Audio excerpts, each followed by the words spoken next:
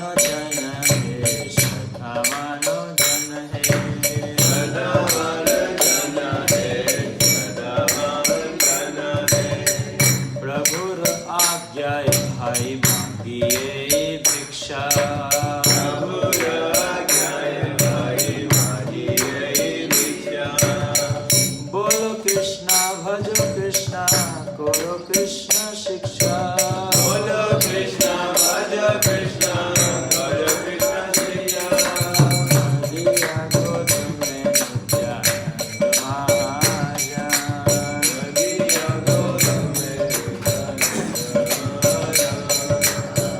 नदिया गोद में नित्यानंद महाराज नदिया गोद में नित्यानंद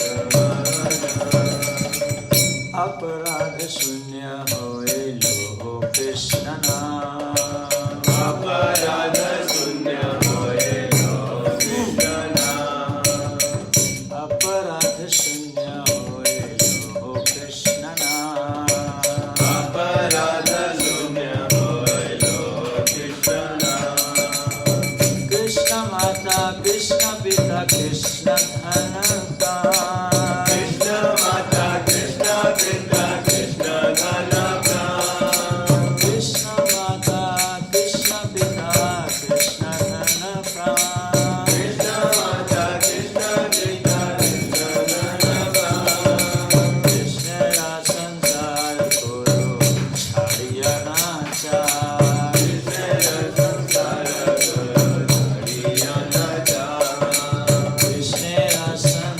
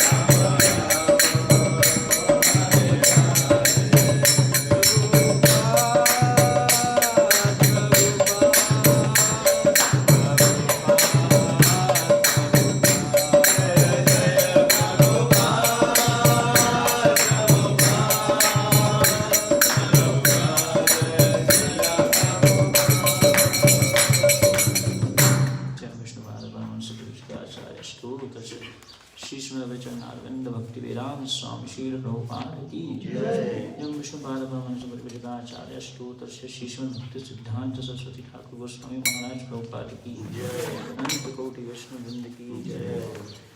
श्री भीष्म अष्टमी की जय। शील भीष्म देव की जय। ओम ज्ञानतिमिरान्धस्य ज्ञानाञ्जनशलाकया चक्षुरुन्मिलितं येन तस्मै श्रीगुरवे नमः। श्रीचैतन्यमनोभीष्टं स्थापितं येन भूतले स्वयं रूपा कदा मह्यं ददाति स्वपदान्तिकम्। नमो विष्णुपादाय कृष्णपृष्ठाय भूतले श्रीमते भक्तिवेदान्त स्वामिने नामिने। नमस्ते सरस्वती देवे गौरवाणी प्रचारिणे निर्विशेष शून्यवादी पाश्चात्य देशतारिणे। वाञ्छकल्पतरुभ्यश्च कृपा सिन्धुभ्यश्च पतितानां पावनेभ्यो वैष्णवेभ्यो नमो नमः। श्री कृष्ण चैतन्य प्रभु नित्यानंद श्री अद्वैत गदाधर शिवासादि गौर भक्तवृंद। हरे कृष्णा कृष्णा कृष्णा हरे हरे, हरे राम राम राम हरे हरे।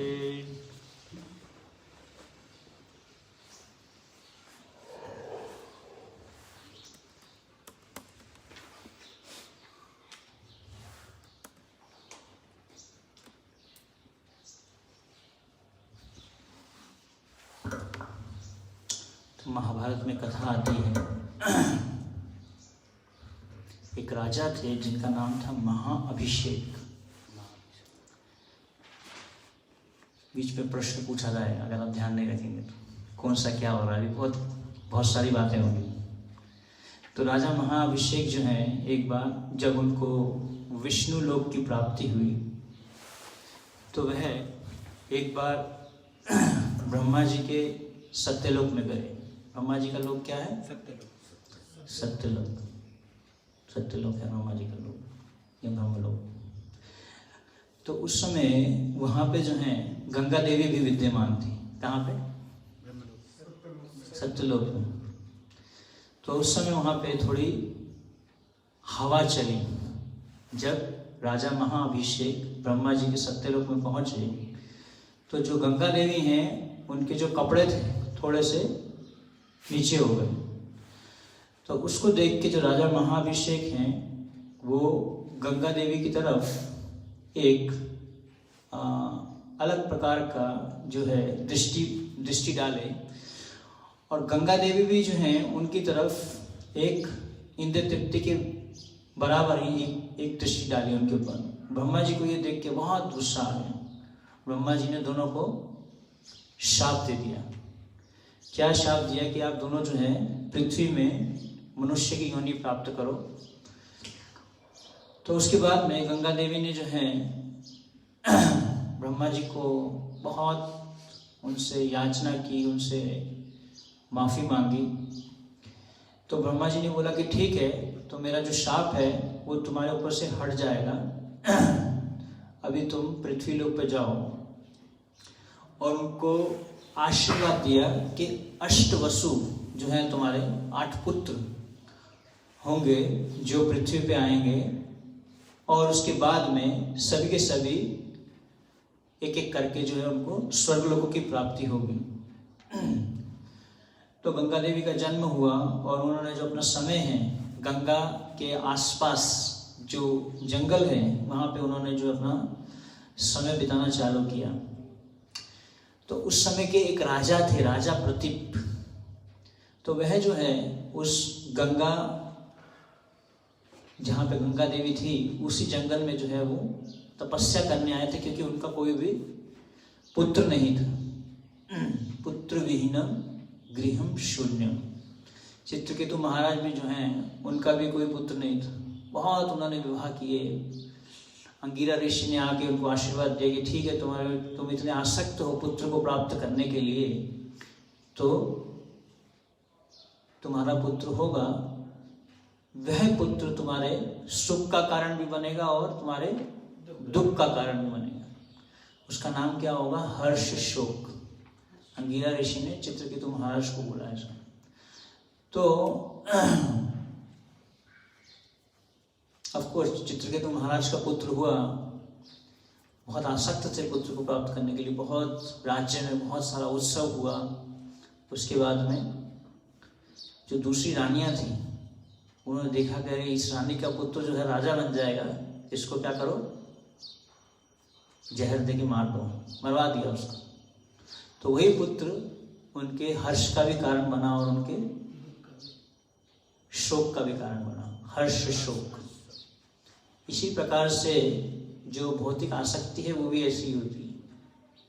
जब हम किसी भी चीज़ से आसक्त हो जाते हैं, सपोज हम मोबाइल फ़ोन से आसक्त हो गए, बहुत महंगा सा फ़ोन ले लिया आपने, फ़ोन लिया, अभी बढ़िया फ़ोटो वोटो खींचना चालू किया, सेल्फीज निकाले बहुत सारे, फेसबुक पे अपलोड भी किए, लोगों को पता चला अभी नया फ़ोन मिला है प्रभु जी को। लेकिन किसी ने ईर्ष्या से आके फ़ोन को पानी में डाल दिया। तो वही फ़ोन जो आपके हर्ष का कारण था, वही क्या बन गया, अभी शोक का कारण भी बन गया। तो इसलिए किसी भी चीज़ से आसक्त नहीं होना चाहिए। जो हमारे 6 गोस्वामी थे वो कभी भी एक स्थान पे नहीं रहते थे, एक पेड़ के नीचे, कभी इस पेड़ पे, कभी उस पेड़ पे, कभी उस पेड़ पे, कभी उस पेड़ पे, एक स्थान पे नहीं रहते थे, आसक्त नहीं थे एक स्थान से, एक किसी वस्तु से आसक्त नहीं थे, किसी व्यक्ति से आसक्त नहीं थे। किससे आसक्त थे? कृष्ण से आसक्त थे। ये बताया गया है कि attachment to Krishna is strength, sorry, attachment is weakness, detachment is strength. आसक्ति जो है वो क्या है? वीकनेस है। किसी भी चीज से आप आसक्त हो जाओगे तो आप क्या हो जाओगे? कमजोर पड़ जाओगे। जैसे धृतराष्ट्र थे, किससे आसक्त हो गए थे? दुर्योधन से, अपने पुत्र से। विदुर जी ने बोला इसको हटा दो, इस पुत्र को मार दो, तुम्हारे वंश के नाश का कारण बनेगा। लेकिन धृतराष्ट्र ने बोला पुत्र को अंदर लेके चले जाओ, छुपा दो इसको। आसक्त हो गए पुत्र से। तो वही पुत्र उनके नाश का कारण बना। किसके? धृतराष्ट्र के। महाभारत का पूरा युद्ध इसी के कारण हुआ। तो किसी भी चीज से हम आसक्त होते हैं तो हम क्या हो जाते हैं? वीक हो जाते हैं। जब हम डिटैच हो जाते हैं, अनासक्त हो जाते हैं, सपोज आप किसी को प्रीचिंग करो, प्रचार करो, प्रचार करने के बाद बोलो अरे ये तो मेरा फॉलोअर है, उससे आसक्त हो जाओ और आप एक्सपेक्ट करोगे आपकी बात को वो सुनेंगे। तो जितना हम किसी से भी आसक्त हो जाएंगे, हम क्या हो जाएंगे? वीक हो जाएंगे। मैटीरियल अटैचमेंट, भौतिक आसक्ति जो है हमारे सबसे बड़े दुख का कारण, शोक का कारण। थोड़ा सा उसमें हर्ष भी आता है, कभी कभी अच्छा लगता है, हर्ष आया, लेकिन शोक बहुत आता है उसमें, आसक्तियों में। तो राजा जो हैं चंद्रवंशी राजा प्रतीप जंगल में तपस्या कर रहे थे, और उसी जंगल में जो है गंगा देवी भी थी, क्योंकि गंगा देवी को शाप मिला था कि तुम पृथ्वी पे जाओ। तो वहीं गंगा देवी भी घूम रही थी। तो गंगा देवी ने जब राजा प्रतीप को देखा तो उनके अनासक्ति से, उनकी तपस्या से जो उनसे बहुत आसक्त हो गई, उनके प्रति बहुत आकर्षित हो गई। और उन्होंने आकर्षण के कारण क्या किया? राजा प्रतीप की जो जंघा है, दाईं जंघा पे जाके बैठ गई। जब राजा प्रतीप ने देखा तो राजा प्रतीप ने उनको आशीर्वाद दिया। उन्होंने बोला कि जो दाईं जंघा में आप आके बैठी हो, ये बहू के लिए होती है, तो मेरा जो पुत्र होगा उससे आपका विवाह होगा। और ऐसा आशीर्वाद दे के राजा प्रतीप वहां से चले गए। तो अभी राजा प्रतीप का पुत्र हुआ जिनका नाम था शांतनु महाराज। तो शांतनु महाराज जो हैं बड़े हुए जंगल में। एक दिन वो भी उसी जंगल में जहाँ पे गंगा देवी थी वहाँ पे आके उन्होंने जो है हंटिंग, शिकार करने के लिए आए। पहले राजा जो है शिकार करते थे ताकि उनकी जो है जो फाइटिंग कैपेसिटी है वो बनी रहे, क्योंकि हर समय तो युद्ध नहीं होता था ना। जैसे मिलिट्री में भी जो है गोली चलाने का प्रैक्टिस करवाया जाता है बार बार। तो राजा लोग जो हैं पहले जाके, ये अलाउड है शास्त्रों में, क्षत्रिय को अलाउड है ऐसा करना। तो शांतनु महाराज जो हैं वहाँ पे गंगा देवी को मिले और गंगा देवी से जो हैं शांतनु महाराज बहुत आकर्षित हो गए और वो बोले कि मैं आपसे विवाह करना चाहता हूँ। तो गंगा देवी बोली ठीक है, हम आपसे विवाह करेंगे, लेकिन मेरी एक शर्त है कि आप मुझसे कभी भी कोई भी प्रश्न नहीं पूछोगे, जो भी मैं करूँगी मेरे से कभी भी कुछ नहीं पूछोगे। कंडीशन रखती। हम भी भक्ति में आते तो हम भी कंडीशंस रखते हैं, उसको कहते हैं conditional devotional service. Prabhupada ji बोलते हैं जो भक्ति है वो क्या है? अनकंडीशनल, बिना किसी कंडीशन की। लेकिन हम कंडीशन रखते हैं, है ना। कभी कभी आप कोई प्रोडक्ट खरीदते हो तो उसमें लिखा होता है टर्म्स एंड कंडीशंस, इसमें ये टर्म्स एंड कंडीशंस हैं, और उसमें लिखा होता है 25% डिस्काउंट। कभी कभी आंखें बड़ी हो जाती हैं, फिर उसके नीचे लिखा होता है कंडीशंस अप्लाई छोटा छोटा लिखा होता है, कंडीशन अप्लाई होती है उसमें।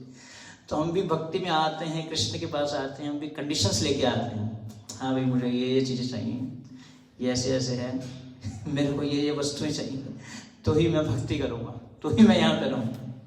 तो कंडीशनल डिवोशनल सर्विस। तो गंगा जी ने कंडीशन रखी कि आप मेरे को कभी भी जो है कोई भी प्रश्न नहीं पूछेंगे, और जिस दिन आपने मेरे को कभी कुछ पूछा कि मैं ये क्यों कर रही हूँ, तो मैं आपको छोड़ के चली जाऊंगी। तो शांतनु महाराज आप उससे सहमत हुए गंगा देवी के मत से। तो अष्टवसु जो थे, अष्टवसु में एक वसु थे दयो। तो उनकी पत्नी ने एक बार क्या कहा कि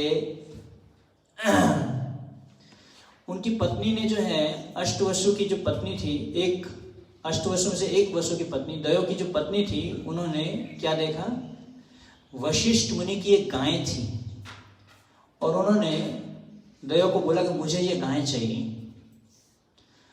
और वो जो है गाय एक प्रकार का सेक्रीफाइस था, एक प्रकार का यज्ञ करके जो है उस गाय को छोड़ा गया था। तो सभी वसुओं ने जो है वशिष्ठ मुनि से गुस्से में आके उनसे झगड़ा करके जो है गाय को ले लिया, और वशिष्ठ मुनि ने जो है सभी के सभी जो वसु थे उनको शाप दिया कि आप सभी के सभी जो हैं पृथ्वी पे जन्म लें, आप सभी के सभी जो है आप सभी की मृत्यु हो जाए, to be born as mortals, सभी की मृत्यु हो जाए, आपका जन्म हो और मृत्यु हो जाए। कभी कभी हमने देखा है कि कुछ लोग जो गर्भ में बच्चे को मार देते हैं, ये बताया गया है कि कई जन्मों तक, अब जो गर्भ में बच्चे को मारता है कई जन्मों तक उसकी मृत्यु होगी गर्भ के अंदर, उसको कभी भी सूर्य की रोशनी दिखेगी नहीं। तो इस प्रकार से जो है वशिष्ठ मुनि ने शाप दिया, लेकिन उन्होंने बहुत उनसे प्रार्थना की, उनसे माफ़ी मांगी वशिष्ठ मुनि से। तो फिर वशिष्ठ मुनि ने जो है उनको बोला कि ठीक है, तुम लोगों का सभी का जन्म होगा गंगा देवी के गर्भ से, और तुरंत उसके बाद में तुम लोगों को सभी को स्वर्ग लोगों की प्राप्ति होगी। लेकिन दयो के लिए बोला कि ये जो दयो है ये है एक्चुअली में पृथ्वी पे ही रहेंगे, तुरंत इनको जो है स्वर्गलोक की प्राप्ति नहीं होगी। एंड यह एक बहुत ही क्या कहते हैं साहसी राजा बनेंगे, बहुत ही साहसी राजा बनेंगे। तो गंगा देवी जो हैं उनके एक एक करके पुत्र होने चालू हुए, और एक एक करके जैसे हम सुनते हैं कि गंगा देवी ने अपने एक एक पुत्र को क्या किया, लेके जाती थी और जाके जो है उनको गंगा में डुबा देती थी। अष्टवसु थे, एक वसु, दो वसु, 3, 4, 5, 6, 7 पुत्रों की जो है इसी प्रकार से मृत्यु हो गई। अब जो 8वां पुत्र था उनको लेके जा रही थी गंगा देवी, और शांतनु महाराज ने उनको रोका कि तुम जो है इसको नहीं डुबा सकते, तुम ऐसा क्यों कर रही हो, क्या कारण है जिसके कारण जो है तुम ऐसा कर रही हो। तो उस गुस्से में आके जो है गंगा देवी पुत्र को लेके वहां से चली गई। कौन से पुत्र को? 8वें पुत्र को। और उस पुत्र का उन्होंने नाम रखा देवव्रत। और उनको जो है अपने साथ में जंगल में लेके आ गई और वहाँ पे मुनि वशिष्ठ और गंगा देवी ने उनको हर प्रकार से जो भी ज्ञान देना होता है बच्चे को, हर प्रकार से ट्रेनिंग दिया। किसको? देवव्रत को, जो 8वां पुत्र या 8वां वसु था। 32 सालों बाद जो है देवव्रत जंगल में गए, 32 सालों बाद जो है शांतनु महाराज उसी जंगल में गए जहाँ पे वो गंगा देवी को मिले थे शिकार करने के लिए। और जब उन्होंने देखा कि वहाँ पे एक बहुत ही नौजवान बालक गंगा का जो बहाव है उसको अपने हाथों से उसने कैसे रोका हुआ है, गंगा के बहाव को, तो उसको देख के उससे बहुत आकर्षित हो गए। जैसे ही उससे बात करने जा रहे थे, जो बालक है वो वहाँ से गायब हो गया। तो शांतनु महाराज ने जो है गंगा देवी के पास उनको बहुत प्रार्थना किया कि मुझे ये बालक को दे दीजिए। तो गंगा देवी तुरंत आई और उन्होंने जो है देवव्रत को शांतनु महाराज को दे दिया। और देवव्रत को जो है उन्होंने अपने साथ में लेके आ गए राज्य में। यह विचार से कि अगला राजा जो है देवव्रत को बनाएंगे। किन्होंने सोचा? शांतनु महाराज ने। और एक बार क्या हुआ कि शांतनु महाराज जो हैं वही गंगा जी के वहाँ पे जो जंगल था वहाँ पे हंटिंग करने के लिए, शिकार करने के लिए गए थे। तो वहाँ पे उनको एक कस्तूरी की खुशबू मिली, बहुत खुशबू आ रही थी, कस्तूरी की खुशबू आ रही थी। उससे बहुत आकर्षित होते होते होते होते वो एक छोटे से हट में, छोटी सी झोपड़ी में पहुंचे जहाँ पे एक मछुआरा था। और वो जो खुशबू है मछुआरे की बेटी के शरीर से आ रही थी। और उस मछुआरे की बेटी का क्या नाम था? सत्यवती। तो सत्यवती जो है जो मछुआरा था उसको किससे मिली थी? एक मछली के गर्भ से मिली थी सत्यवती। तो मछली के गर्भ से जब मिली तो सत्यवती के शरीर से मछली की बदबू आती थी बहुत ज्यादा। तो एक बार मछुआरा और सत्यवती जो हैं नौका पे मछलियां पकड़ रहे थे। तो उसी समय एक ऐसा समय था जब पराशर मुनि सत्यवती को देखे और सत्यवती से आकर्षित हो गए बहुत ज्यादा। और उस आकर्षण के कारण उन्होंने उनसे शारीरिक संबंध बनाया। और पूरा का पूरा जो उस समय जो सूर्य की रोशनी थी उसमें बिल्कुल अंधेरा कर दिया, एक परत कर दी, अंधेरा करके उनसे संबंध बनाया। किसी को पता नहीं चला ऐसा हुआ। और सत्यवती से एक पुत्र पैदा हुए जिनका नाम था कृष्णद्वैपायन व्यास, जिन्होंने सारे शास्त्रों को लिखा। क्योंकि वो एक ऐसा मोमेंट था, पराशर मुनि ने देखा कि ये बिल्कुल एक सही घड़ी है जिसमें एक पुत्र को जन्म दिया जाए तो आने वाले कई जनरेशन्स को जो है वो क्या करेगा? दिव्य ज्ञान प्रदान करेगा। तो उस समय जब व्यासदेव जी का जन्म हुआ तो व्यासदेव जी जो हैं तुरंत जैसे ही जन्म हुआ वो जंगल में तपस्या करने के लिए चले गए। जैसे सुखदेव गोस्वामी भी जो है जन्म हुआ तुरंत ही कहाँ निकल गए?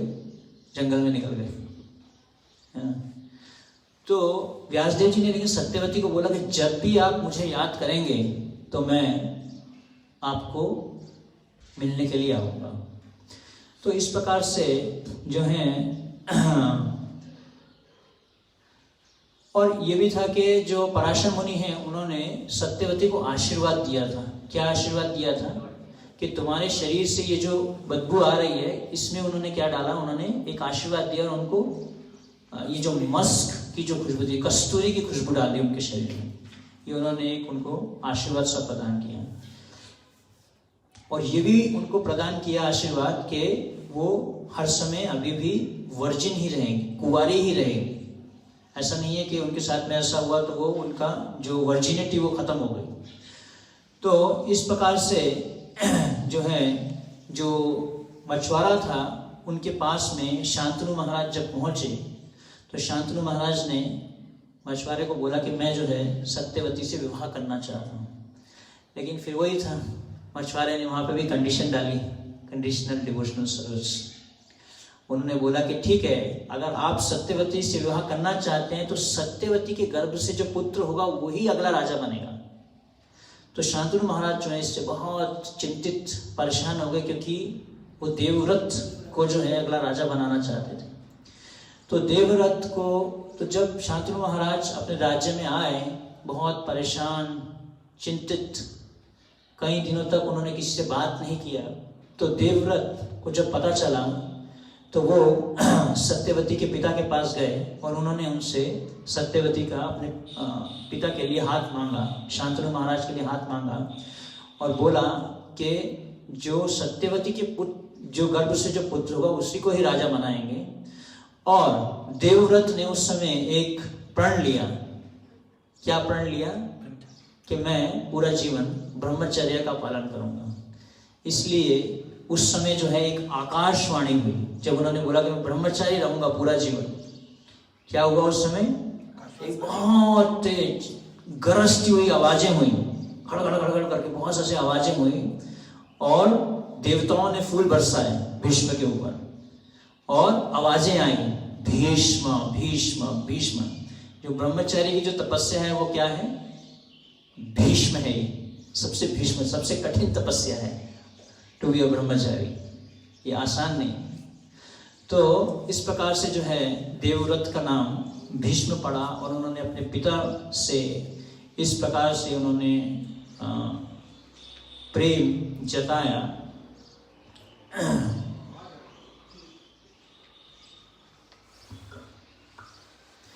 और पिता शांतनु महाराज ने भीष्म पितामह को आशीर्वाद दिया। क्या आशीर्वाद दिया? इच्छा मृत्यु का आशीर्वाद दिया। जैसे प्रभुपाद जी हैं, प्रभुपाद जी के पास में भी इच्छा मृत्यु का आशीर्वाद था, उसी प्रकार से भीष्म पितामह को भी जो है इच्छा मृत्यु का आशीर्वाद दिया कि तुम जब चाहोगे तभी शरीर छोड़ोगे। ऐसा नहीं है कि तुम्हारी कभी भी मृत्यु हो जाएगी, अकाल मृत्यु हो जाएगी, कभी भी हो जाएगी, ऐसा नहीं है। जब तुम चाहोगे, आपकी इच्छा से जो है आप अपने शरीर का त्याग कर सकते हैं। तो हम जानते हैं कि कैसे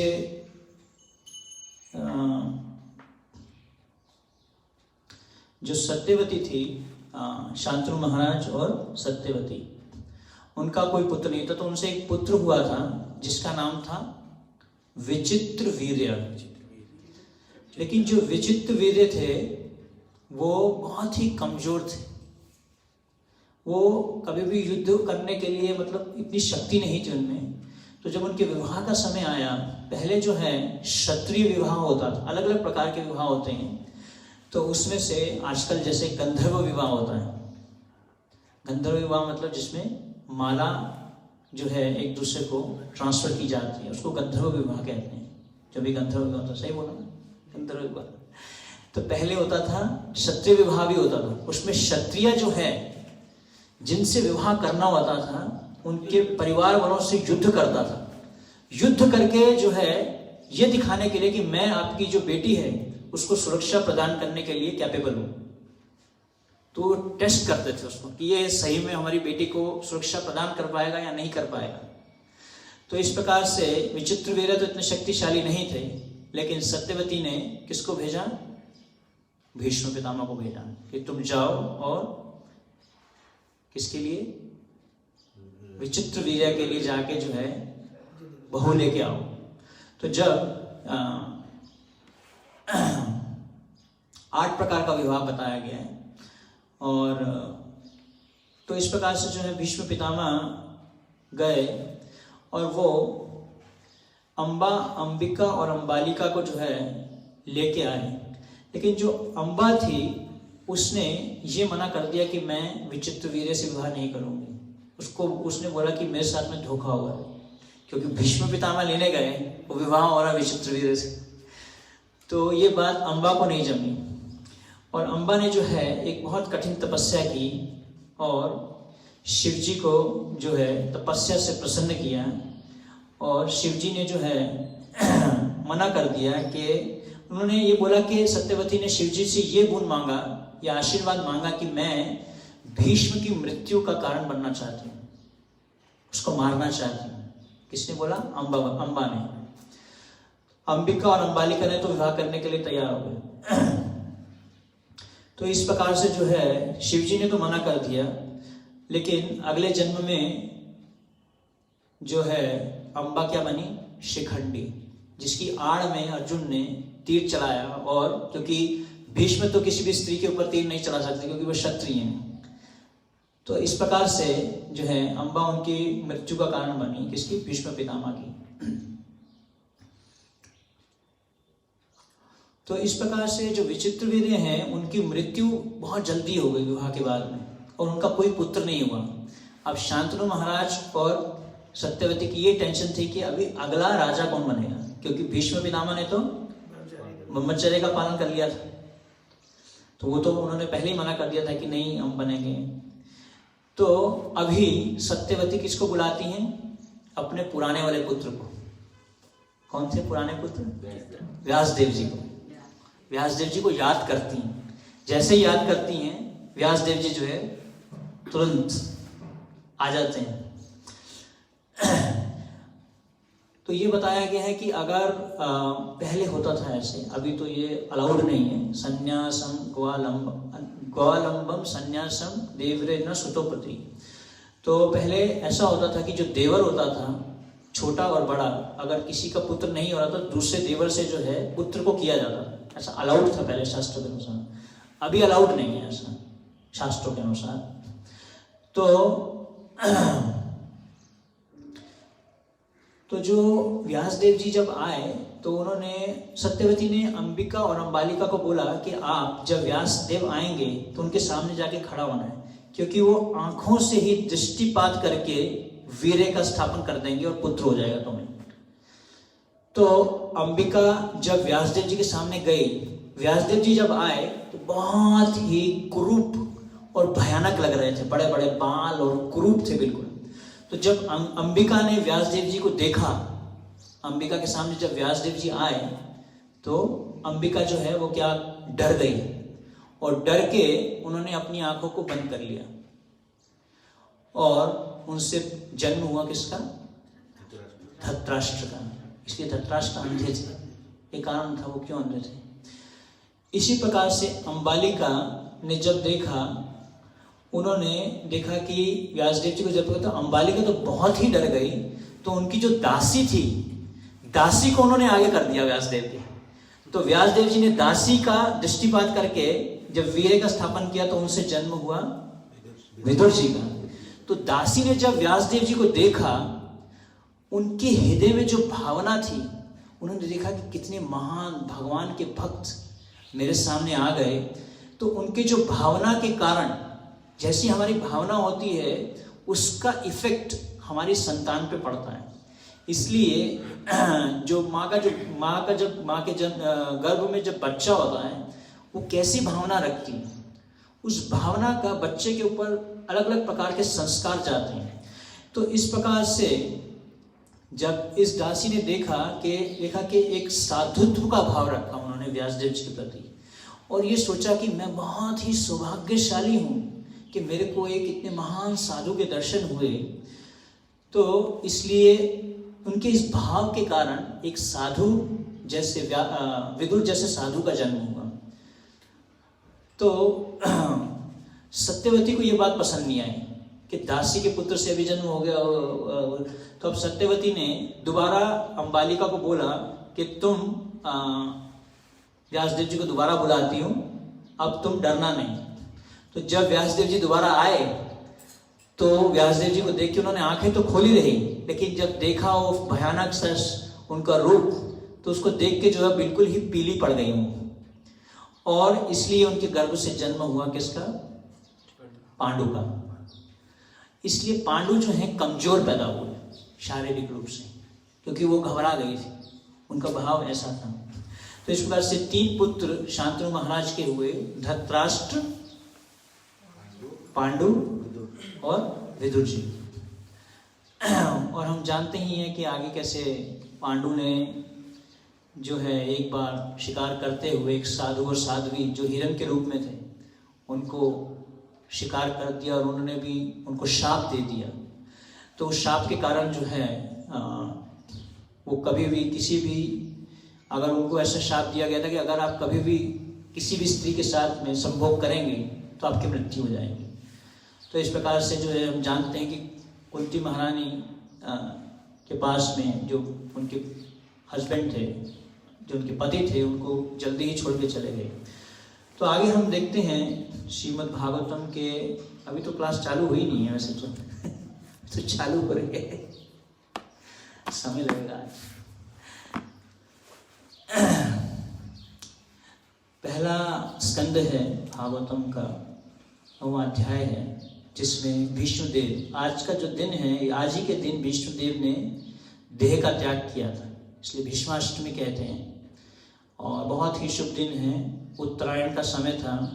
भगवान कृष्ण उनके सामने थे, पीत वस्त्र में, रोशनी, पूरी सूर्य की रोशनी उनके शरीर पर डल रही थी।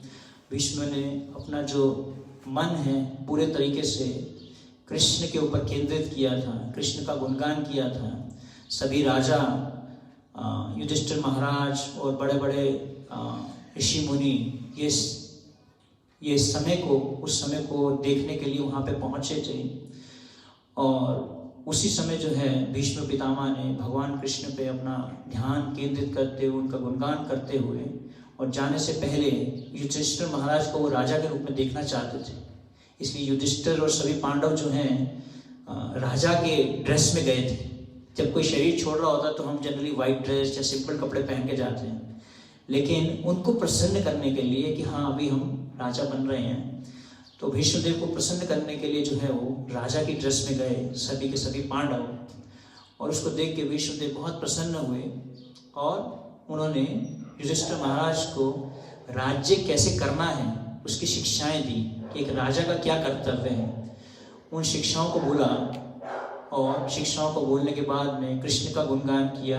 बहुत सारे ऋषि मुनि आए थे, उनको वेलकम किया और फिर उसके बाद में उन्होंने कृष्ण पे ध्यान केंद्रित करते हुए अपना शरीर छोड़ा। भगवद गीता में बताया गया है कि यम यम वापी स्मरण भावम त्यजन्ते कलेवरम तम तम एवेति कौन्तेय सदा तद भाव भाविता।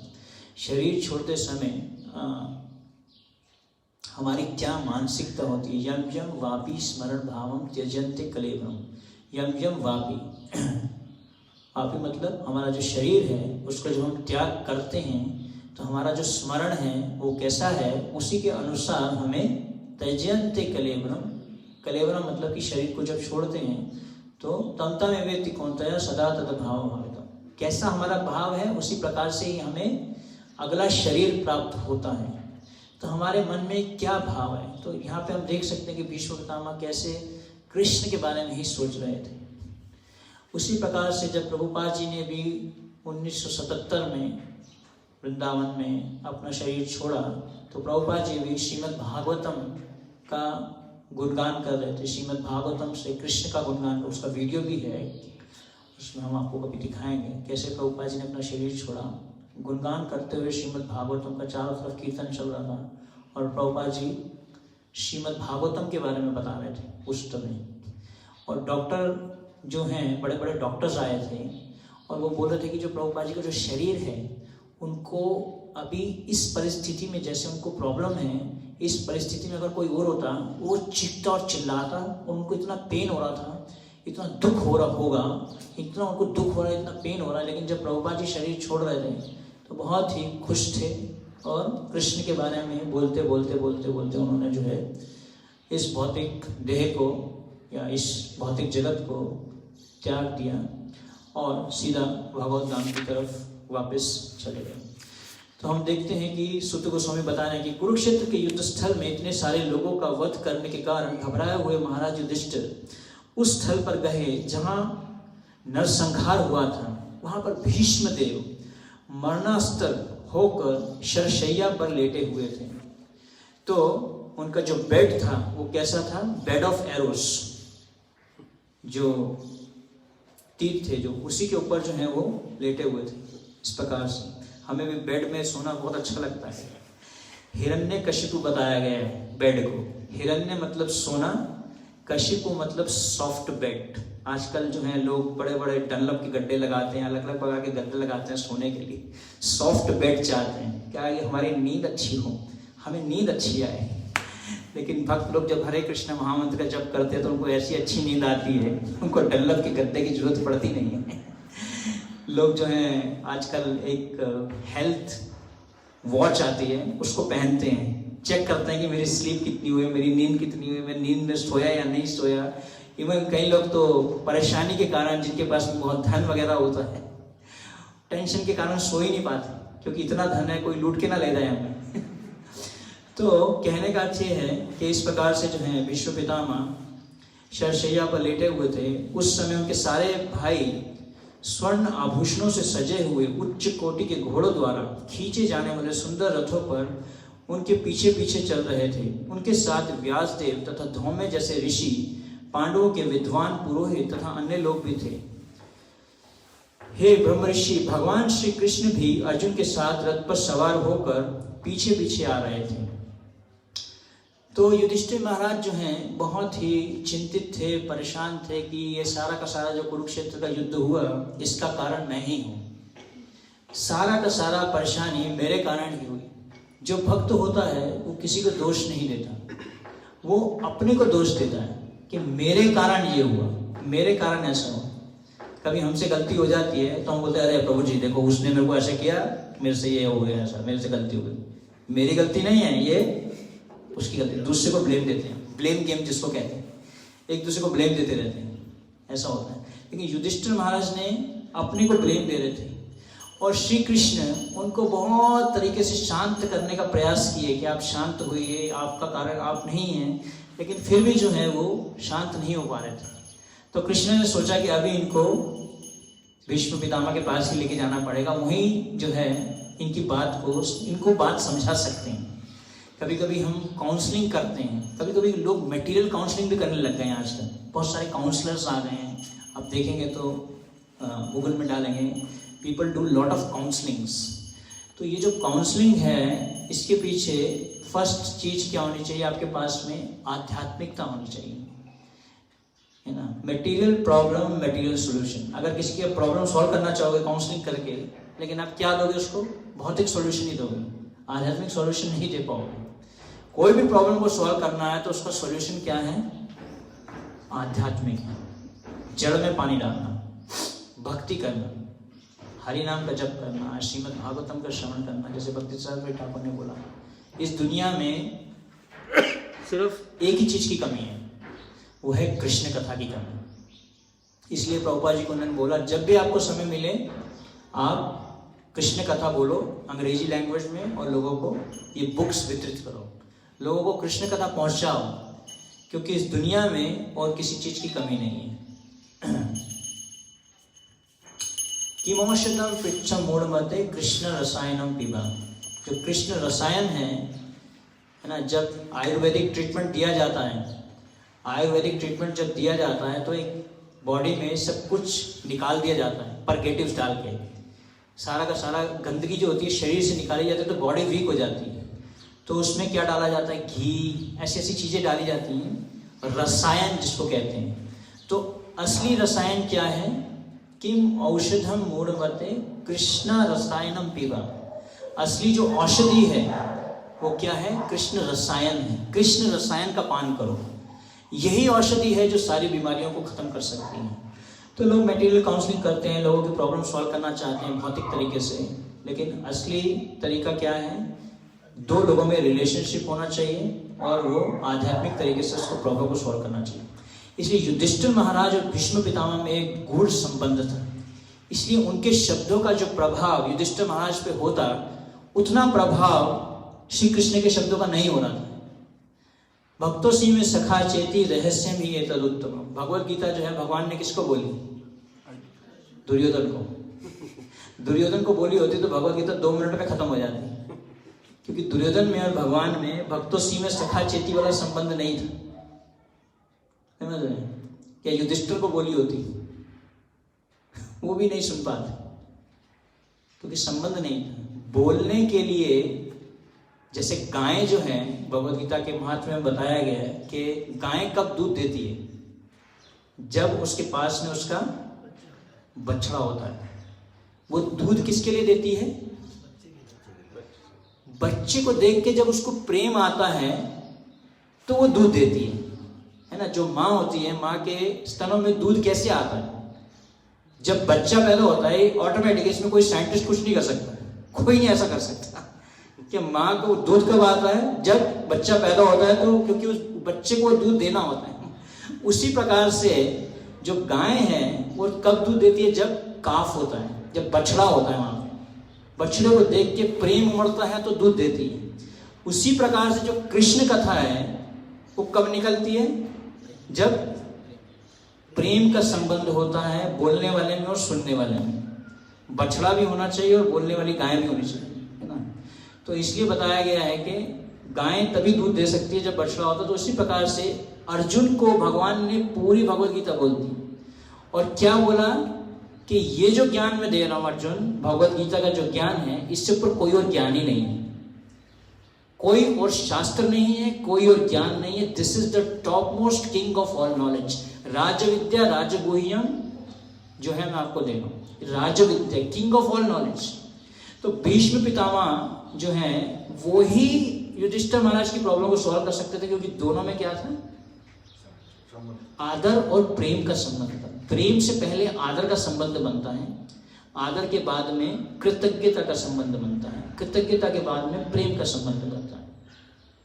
तो सबसे पहले इसलिए आदर सिखाया जाता है, रिस्पेक्ट सिखाई जाती है। लेकिन अभी हमारे अंदर में रिस्पेक्ट नहीं है नेचुरल, इसलिए हम क्या करते हैं? सदाचार का पालन करते हैं, एटिकेट्स। श्री रूप गोस्वामी ने बोला एटिकेट्स का पालन करो।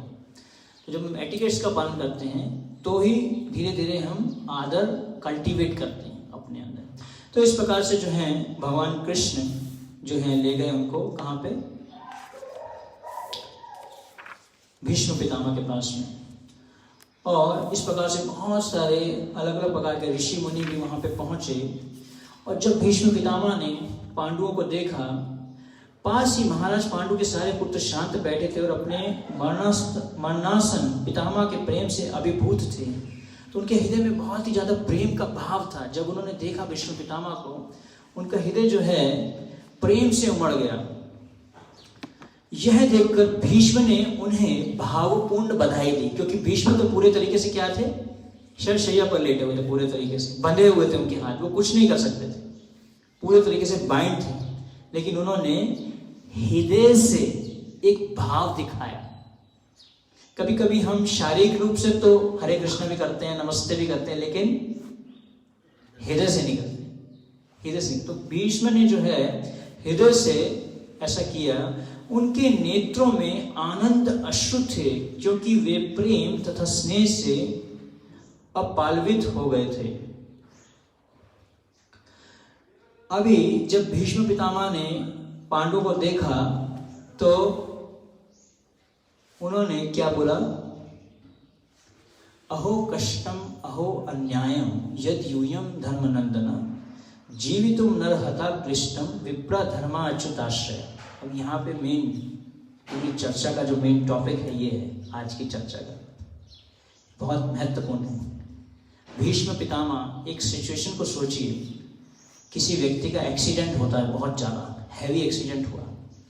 हैवी एक्सीडेंट के बाद में बेड पे लेटा हुआ, उसका थोड़ा बहुत ट्रीटमेंट भी हो गया, अभी लेटा हुआ है, बिल्कुल परेशान है, एक्सीडेंट हो गया, वैसे ही थका हुआ है बिल्कुल, अभी क्या उसकी हालत होगी। उस सिचुएशन में तो भीष्म पितामह, और एक्सीडेंट होने के बाद में कोई आपको जो है बार बार चुभा रहा है, कुछ सुइयां चुभा रहा है, कुछ चुभाता जा रहा है बार बार, क्या हाल होगा आपका? एक्सीडेंट हो गया आपका। उस परिस्थिति में जब आपको कोई मिलने आता है जिससे आपका बहुत प्रेम का संबंध है, उस टाइम में भीष्म पितामह क्या बोल रहे हैं? अहो कष्टम अहो अन्यायम। ये पांडु पुत्र जिनके साथ में, जिनको इतना कष्ट मिला, इतना अन्याय हुआ उनके साथ में, यद यूयम धर्म नंदना, क्या बोला? साक्षात धर्म के पुत्र होते हुए भी, धर्म पुत्र होते हुए, धर्म का पालन करते हुए भी आपको जो है इतना कष्ट झेलना पड़ा, आप लोगों के साथ में इतना अन्याय हुआ। कौन बोल रहा है? भीष्म पितामह, जो खुद कष्ट में बैठे, जब हम कष्ट में होते हैं तो हम दूसरे के कष्ट को नहीं समझ पाते हैं। अरे मेरे कोई टेंशन हो रहा है, मेरे को दर्द हो रहा है, तो कोई आपके पास में अगर आपको प्रॉब्लम है, कुछ आपकी पीठ में दर्द है या आपके पेट में दर्द है, बहुत ज़्यादा पेट में या दांत में दर्द हो रहा है, आपके पास में कोई अपनी प्रॉब्लम लेके आ जाता है, अरे प्रभु अभी तो मेरे खुद भी पेट में दर्द हो रहा है, मेरे को प्रॉब्लम हो रहा है, मैं तेरी प्रॉब्लम क्या सॉल्व करूँगा, तो खुद ही प्रॉब्लम में हो अभी तो। लेकिन भीष्म पितामह क्या बोल रहे हैं, अहो कष्टम अहो अन्यायम यद यूयम धर्मनंदन जीवितुम नरहता कृष्णम विप्र धर्माच्युताश्रम। ऐसा कष्ट मिला आपको कि आप तो जीवित भी ना रहते, ऐसा कष्ट मिला, लेकिन भगवान ने आपको सुरक्षा प्रदान किया। क्यों? क्योंकि आपने इन 3 चीजों का पालन किया, विप्र धर्म अच्युताश्रय। आपने हर समय वैष्णवों का, धर्म का और भगवान अच्युत का आश्रय लिया। क्योंकि आपने भगवान का आश्रय लिया, कृष्ण का आश्रय लिया, इसलिए आपको हर समय सुरक्षा प्रदान की गई। अलग अलग तरीके से जो है पांडवों को मारने की कोशिश की गई दुर्योधन के द्वारा। बचपन में भी जो है भीम को डुबोया गया, मारने की कोशिश की गई, अलग अलग प्रकार से लाक्षागृह में आग लगाने का प्रयास किया गया और उनको रहने का कोई स्थान नहीं दिया गया। दुर्योधन ने तो बोल दिया कि सुई की नोक की भी जगह नहीं दूंगा इन लोगों को, जबकि क्षत्रिय को काम करने के लिए कम से कम उसका एरिया देना चाहिए जहाँ पे वो अपना काम कर पाए। लेकिन दुर्योधन ने बोला कि सुई की नोक की जगह भी नहीं दूंगा। तो फिर कृष्ण ने बोला अभी तो युद्ध करना ही पड़ेगा, अभी हम युद्ध करेंगे, हम अपनी जगह लेके रहेंगे, हम अपना पूरा का पूरा जो साम्राज्य है उसको लेके रहेंगे।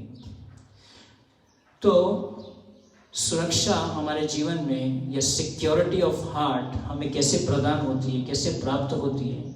जब तक हम गुरु, साधु और वैष्णवों के दिए गए पथ पे चलते हैं, जबकि उस पथ में दुख ही दुख है, परेशानियां ही परेशानियां हैं।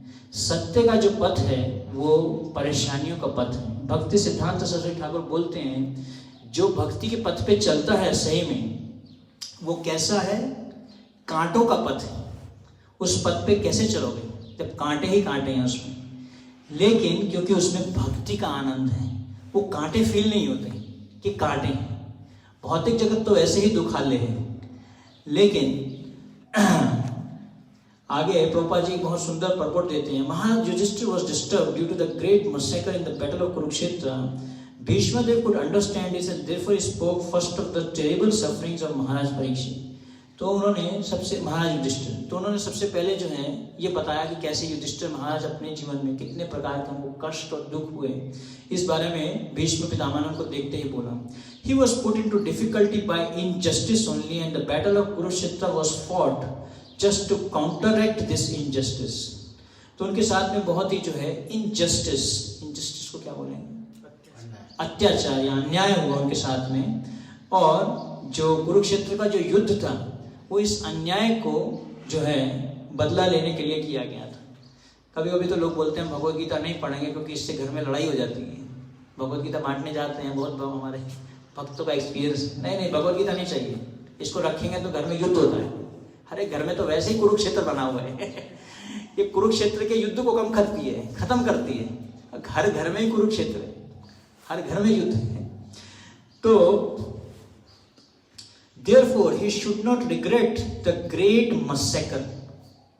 He wanted to point out particularly that they were always protected by the brahmanas, the lord and the religious principle. तो उन्होंने ये पॉइंट पे जोर दिया कि आप हर समय जो आपको सुरक्षा प्रदान की गई, क्योंकि आप हर समय विप्र, धर्म, अच्युत आश्रय को ले रहे थे। भक्ति मतलब भगवान का आश्रय लेना, गुरु और वैष्णव के दिए गए निर्देशन और मार्गदर्शन के अनुसार, यही भक्ति है। जब हम इसको गुरु, वैष्णव और कृष्ण के मार्गदर्शन में अपने जीवन को जीते हैं तो ही हम भक्ति में प्रगति कर पाते हैं। As long as they were protected by these 3 important items, there was no cause of disappointment. Thus, Bhishmadev encouraged Maharaj Yudhishthir to dissipate his despondency. तो महाराज युधिष्ठिर को जो है उन्होंने ऐसा बोल के कि आपने तो हर समय विप्र, धर्म और अच्युत का आश्रय लिया, तो कैसे जो है आप हर समय उसी से सुरक्षा प्राप्त किए। तो कभी कभी हमारे जीवन में जब दुख आते हैं तो हम डिस्करेज हो जाते हैं। भक्ति में इतना दुख, परेशानियां, टेंशन्स, इनसिक्योरिटीज, कैसे भक्ति करेंगे? तो बहुत कभी कभी ऐसा डिस्करेजमेंट आता है, होपलेसनेस जिसको कहते हैं, होपलेस भी हो जाते हैं कई लोग, घबरा जाते हैं। लेकिन हमें उसको पालन करते रहना चाहिए, क्योंकि सारी प्रॉब्लम का सॉल्यूशन विप्र धर्म अच्युत आश्रय में ही है और किसी में नहीं है। Thus, Bhishmadev encouraged Maharaj Yudhishthira to dissipate his despondency. As long as a person is fully in cooperation with the wishes of the Lord, guided by the bona fide Brahmanas and the Vaishnavas and strictly following religious principle, one has no cause for despondency. तो शोक करने की आवश्यकता ही नहीं है कभी भी जीवन में। जब तक हम अपना जीवन भगवान की इच्छा से वैष्णव के दिए गए मार्गदर्शन में जीते हैं, तब तक हमें किसी भी प्रकार का शोक करने की आवश्यकता नहीं है ना। इसलिए भगवद गीता के महात्म्य में बताया गया, भय शोक आदि वर्जित। जो इस भगवद गीता को पढ़ता है, क्या क्या उससे खत्म हो जाता है? भय भी खत्म हो जाता है, शोक भी खत्म हो जाता है ना। वर्जित, कभी कभी बोलते हैं ना, धूम्रपान वर्जित है, तो भय शोक आदि वर्जित, भय शोक वर्जित है। या मंदिर में लिख देना चाहिए, इस मंदिर में भय और शोक वर्जित है। जो महामंत्र का जप करेगा उसको भय भी उसका खत्म हो जाएगा, शोक भी खत्म हो जाएगा। वर्जित है ये, सभी वर्जित है।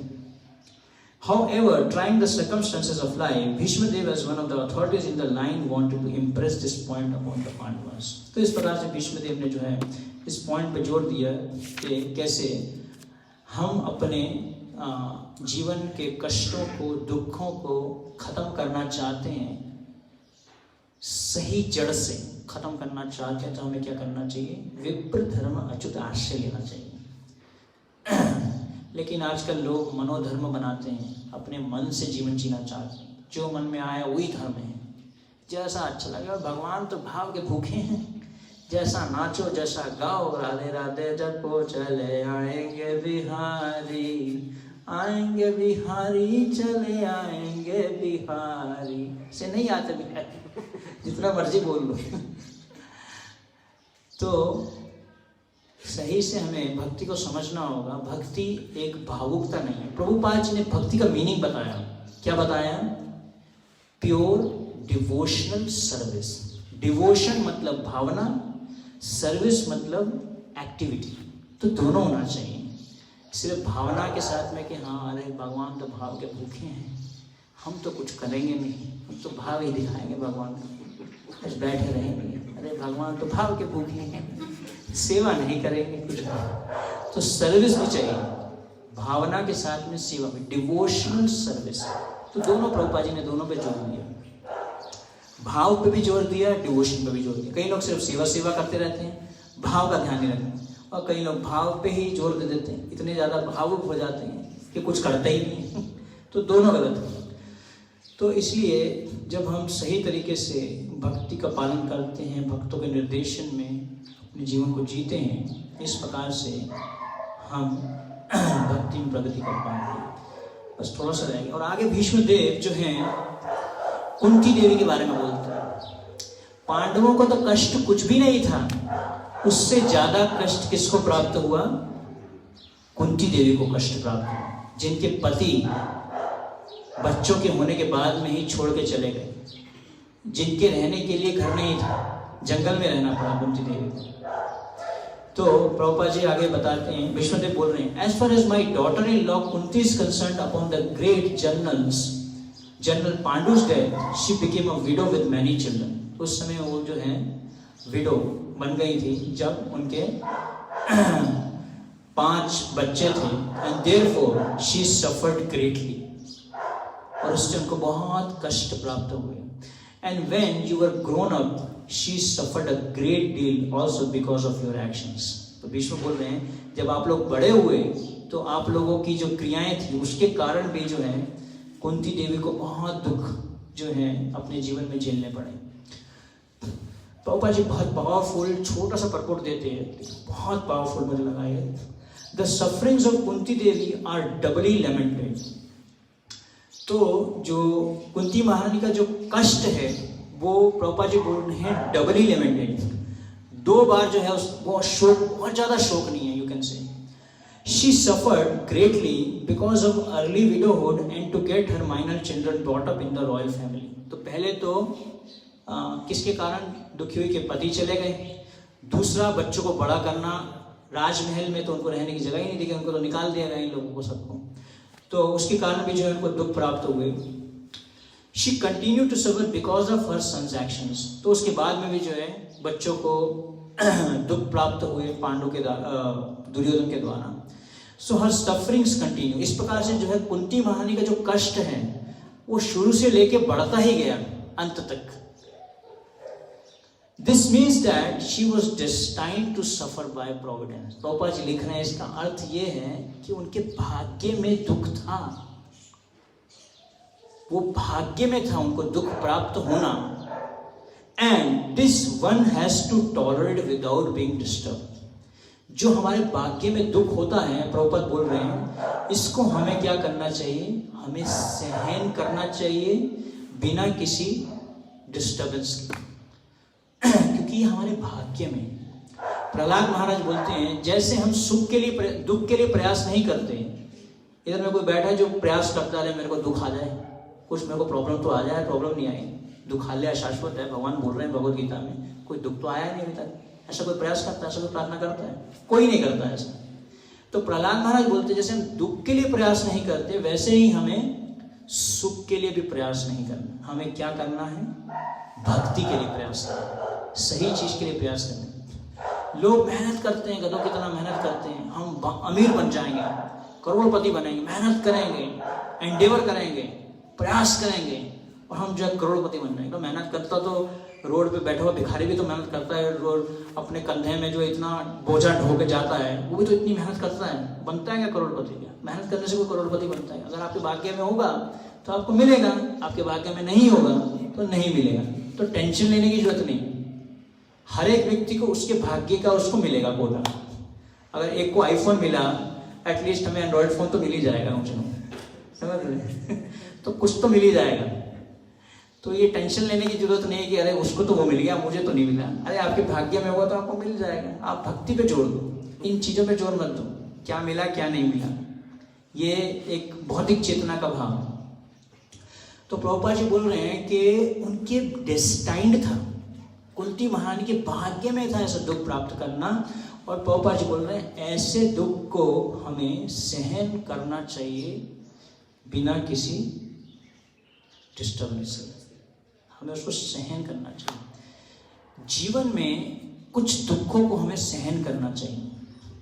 जब दुख आता है तुरंत उसको रिस्पॉन्ड नहीं करना चाहिए. अरे प्रॉब्लम आ गया, अभी सॉल्यूशन क्या है, फोन करो प्रभु जी को, ईमेल करो, आंसर नहीं आ रहा, अभी क्या करें, टेंशन हो गई, अभी तो प्रॉब्लम आ रहा है, ये काम नहीं हो रहा, वो काम नहीं हो रहा, ऐसे नहीं हो रहा, ऐसे हो रहा, अब क्या करें. अब वहाँ से फ़ोन का रिप्लाई नहीं आ रहा, मैसेज का रिप्लाई नहीं आ रहा, फ़ोन पे फ़ोन किए जा रहे हैं, 15, 20, 25, 30 कॉल हो गए.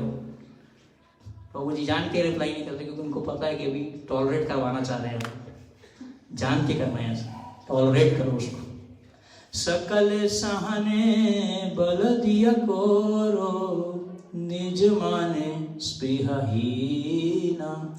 सबसे पहले सहन करने की शक्ति की प्रार्थना करनी है भगवान को, हमें सहन करने की शक्ति दो. वुमेन्स में टॉलरेंस पावर बहुत ज़्यादा होती है रादर देन मेंस. इसलिए जो लेबर पेन होती है, जब बच्चा पैदा करने की जो शक्ति है वो वुमेन में होती है, उसमें जो पेन होता है वो एक पुरुष सहन नहीं कर पाता. पुरुष को अगर बच्चा पैदा करने के लिए बोले तो मर जाएगा वो, लेकिन जो वुमेन है वो सहन कर लेती है उसको, क्योंकि उनमें टॉलरेंस पावर भगवान देती है. इसीलिए कुंती महारानी प्रार्थना करती हैं कृष्ण को कि आप मुझे दुख दो, ज़्यादा से ज़्यादा दुख दो मुझे. कुंती महारानी प्रार्थना कर ताकि मैं आपको हर समय स्मरण कर पाऊँ, आपको हर समय याद कर पाऊँ. तो जीवन में हमें कुछ दुखों को सहन करना आना चाहिए, सहन करना चाहिए. तिनादपि शुनिचना तरो एव सहिष्णुना अमानी ना मान देना कीर्तनी सदा. तो सबसे पहले क्या आता है, तिनादपि शुनिचना तरो एव सहिष्णुना. तो तरो एव सहिष्णुना मतलब मोर टॉलरेंट देना चाहिए. पेड़ से भी सहनशील बनना. पेड़ कितना सहनशील होता है, धूप आती है उसको धूप लगती है. गर्मी में अगर 50 डिग्री में आपको बोला जाए कि 1 घंटा यहाँ खड़े रहो धूप में, 50 डिग्री में खड़े हो पाएंगे? और 1 डिग्री में आपको बोला जाए कि सर्दी में बाहर खड़े रहो, बिना कपड़े डाले नहीं खड़े हो पाएंगे, सहन नहीं कर पाएंगे। लेकिन पेड़ सहन करता है। और कैसे सहन करता है? उसको कोई मारता है, उसको कोई काटता है तो भी उसको छाया प्रदान करता है। चंदन के पेड़ को काटा जाए, उसको मारा जाए तो वो खुशबू प्रदान करता है। तो भी पेड़ जो है, जो वृक्ष जो है वो फल देता है, तो भी वो एक अच्छा कार्य करता है। और जो बनियन ट्री होता है, बनियन ट्री समझते हैं, जो बरगद का पेड़ होता है, उस सभी को शेल्टर देता है। चाहे उसके नीचे कोई भी आ जाए, चाहे उसके नीचे भिखारी आ जाए, चाहे उसके नीचे कुत्ता आ जाए, चाहे उसके नीचे बिच्छू आ जाए, चाहे उसके नीचे सांप आ जाए, सभी को जो है, जो बनियन ट्री है वो सभी को शेल्टर देता है। इसलिए प्रभुपाद जी ने बोला हमें क्या बनना है? बनियन ट्री बनना है, ताकि हम सभी को आश्रय प्रदान कर पाएँ। लेकिन पहले हमें एक बनियन ट्री के नीचे जाके उसका आश्रय लेना है, तभी बनियन ट्री बन पाएंगे। बनियन ट्री बनने की कोशिश करें तो उड़ जाएंगे, सभी को आश्रय देंगे, खुद तो आश्रय ले लें पहले। तो इसलिए सहनशीलता जो है बहुत जरूरी है। तुरंत जब भी प्रॉब्लम आता है, माइंड में तुरंत एजिटेशन हो जाता है, हम उसको सॉल्व करना चाहते हैं। तुरंत प्रॉब्लम इमीडिएटली प्रॉब्लम आती है, उसको सॉल्व करो, सॉल्यूशन ठकाता हूँ, उसको सोचते हैं, वेट करो, चैंट करो, प्रार्थना करो, chant Hare Krishna, read Prabhupada books, pray to Krishna. धीरे धीरे भगवान उसने हमें सहायता प्रदान कर। तो इस प्रकार से जो है भीष्मदेव कुंती को गुणगान करते हैं और आगे फिर श्री कृष्ण का भी गुणगान करते हैं। और इस प्रकार से ऐसा वे भगवान साक्षात आदो नारायण पुमान मोहयन्मया लोकम गुणश्री। हे, ये श्री कृष्ण अकल्पनीय आदि भगवान ही हैं। ये प्रथम नारायण अर्थात परम भोक्ता हैं, लेकिन ये राजा विष्णु के वंशजों में हमारी ही तरह विचरण कर रहे हैं और हमें स्वसृजित शक्ति के द्वारा मोहग्रस्त कर रहे हैं। हे राजन, शिव जी, देव ऋषि नारद तथा भगवान के अवतार कपिल, ये सभी प्रत्यक्ष संपर्क द्वारा भगवान की महिमा के विषय में अत्यंत गोपनीय जानकारी रखते हैं। हे राजन, तुमने अज्ञानवश ही जिस व्यक्ति को अपना ममेरा भाई, अपना अत्यंत प्रिय मित्र, शुभेशी, मंत्री, दूत, उपकारी इत्यादि माना है, वह स्वयं भगवान श्री कृष्ण ही है। पूर्ण पुरुषोत्तम भगवान होने के कारण वे प्रत्येक के हृदय में विद्यमान है। वे सबों पर समान रूप से दयालु हैं और भेदा भेद के मिथ्या अहंकार से सर्वथा मुक्त हैं। अतएव वे जो कुछ करते हैं वह भौतिक उन्माद से मुक्त होता है। वे समदर्शी हैं, सबों पर समान रूप से दयालु होते हुए भी वे अब कृपा पूर्वक मेरे समक्ष आए हैं। कौन बोल रहा है? भीष्म पितामह। कृपा के कारण जो है भीष्म पितामह, जबकि महाजन है, 12 महाजनों में से एक हैं, लेकिन वो भी ऐसा फील कर रहे हैं कि भगवान की कृपा है कि मेरे शरीर छोड़ने के टाइम में वो मेरे पास में आए हैं। अब मेरे जीवन का अंत, अब मेरे जीवन का अंत कर रहा हूं, क्योंकि मैं उनका अनन्य सेवक हूं। वे पुरुषोत्तम भगवान जो एकाग्र भक्ति तथा चिंतन से एवं पवित्र नाम के कीर्तन से भक्तों के मन में प्रकट होते हैं, वे उन भक्तों को उनके द्वारा भौतिक शरीर को छोड़ते समय सकाम कर्मों के बंधन से मुक्त कर देते हैं। चतुर्भुज रूप, उगते सूर्य की भांति अरुण नेत्रों तथा सुंदर रीति से सजाए मुस्कुराते कमल मुख वाले मेरे भगवान, आप उस क्षण तक यही मेरी प्रतीक्षा करें जब तक मैं अपना ये भौतिक शरीर छोड़ ना दूं। तो इस प्रकार से जो है सूत गोस्वामी बताते हैं कि भीष्मदेव को इस प्रकार आग्रह पूर्ण स्वर में बोलते हुए देखकर महाराज युधिष्ठिर ने समस्त महर्षियों की उपस्थिति में उनसे विभिन्न धार्मिक कृत्यों के अनिवार्य सिद्धांत पूछे। महाराज युधिष्ठिर के पूछे जाने पर भीष्मदेव ने सर्वप्रथम व्यक्ति की योग्यताओं के अनुसार जातियों के वर्गीकरण तथा जीवन के आश्रमों का वर्णन किया। फिर उन्होंने क्रमबद्ध रूप से निवृत्ति तथा प्रवृत्ति नामक 2 खंडों का वर्णन किया। अब उन्होंने दान कर्मों, राजा के राज्य अभिषेक कार्यकलापों तथा मोक्ष कर्मों की खंडवार व्याख्या की। फिर उन्होंने स्त्रियों तथा भक्तों के कर्तव्यों का संक्षेप में विशद रूप से वर्णन किया। तत्पश्चात उन्होंने इतिहास के उदाहरण देते हुए विभिन्न आश्रमों तथा जीवन की अवस्थाओं के वृत्तिपरक कार्यों का वर्णन किया, क्योंकि वे उस सत्य से भलीभांति परिचित थे। जब भीष्मदेव वृत्तिपरक कार्यों का वर्णन कर रहे थे, तभी सूर्य उत्तरी गोलार्ध की ओर चला गया। उत्तरायण जिसको कहते हैं, ये एक बहुत ऑस्पिशियस मोमेंट होता है, बहुत ही। उस समय जब सूर्य उत्तरायण की तरफ गया, इच्छा अनुसार मरने वाले योगी इसी अवधि की कामना करते हैं। तत्पश्चात वह व्यक्ति जो हजारों अर्थों से युक्त विभिन्न विषयों पर बोलता था और हजारों युद्धों में लड़ चुका था, हजारों व्यक्तियों की रक्षा कर चुका था, उसने बोलना बंद कर दिया। उसने समस्त बंधन से पूर्ण रूप से मुक्त होकर अन्य सभी वस्तुओं से अपना मन हटाकर अपने खुले नेत्रों को उन आदि भगवान श्री कृष्ण पर टिका दिया, जो उनके समक्ष खड़े थे, जो 4 भुजाओं वाले थे और जगमग करते एवं चमचमाते हुए पीत वस्त्र धारण किए थे। शुद्ध ध्यान द्वारा भगवान श्री कृष्ण को देखते हुए वे तुरंत समस्त भौतिक अशुभ अवस्थाओं से और तीरों के घाव से होने वाले शारीरिक पीड़ा से मुक्त हो गए। इस प्रकार उनकी सारी इंद्रियों के कार्यकलाप रुक गए और उन्होंने शरीर को त्यागते हुए समस्त जीवों के नियंता की दिव्य भाव से स्तुति की। भीष्मदेव ने कहा, अभी तक मैं जो सोचता था, जो अनुभव करता तथा जो चाहता था, वह विभिन्न विषयों तथा वृत्तियों के अधीन था, किंतु अब मुझे उसे परम शक्तिमान भगवान श्री कृष्ण में लगने दो। वे सदैव आत्मतुष्ट रहने वाले हैं, किंतु कभी कभी भक्तों के नायक होने के कारण इस भौतिक जगत में अवतरित होकर दिव्य आनंद लाभ करते हैं। यद्यपि यह सारा भौतिक जगत उन्हीं के द्वारा सृजित है। श्री कृष्ण अर्जुन के घनिष्ठ मित्र हैं। वे इस धारा पर अपने दिव्य शरीर सहित प्रकट हुए हैं, जो तमाल वृक्ष सहर्ष नीले रंग का है। उनका शरीर तीनों लोकों में हर एक को आकृष्ट करता है। उनका चमचमाता पीताम्बर तथा चंदन चरित मुख कमल मेरे आकर्षण का विषय बने और मैं किसी प्रकार के फल की इच्छा ना करूं। युद्ध क्षेत्र में भगवान श्री कृष्ण के लहराते केश घोड़ों की टापों से उठी धूल से दूषित हो गए थे तथा श्रम के कारण उनका मुखमंडल पसीने की बूंद से भीग गया था। मेरे तीक्ष्ण बाणों से बने घावों से इन अलंकारों को शोभा हुई उन्हें अच्छी लग रही थी। मेरा मन उन्हीं श्री कृष्ण के पास चले।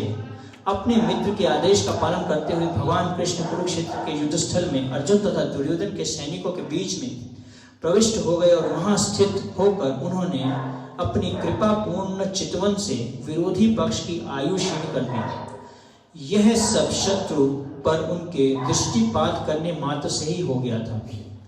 मेरा मन उन श्री कृष्ण में स्थिर हो जाए।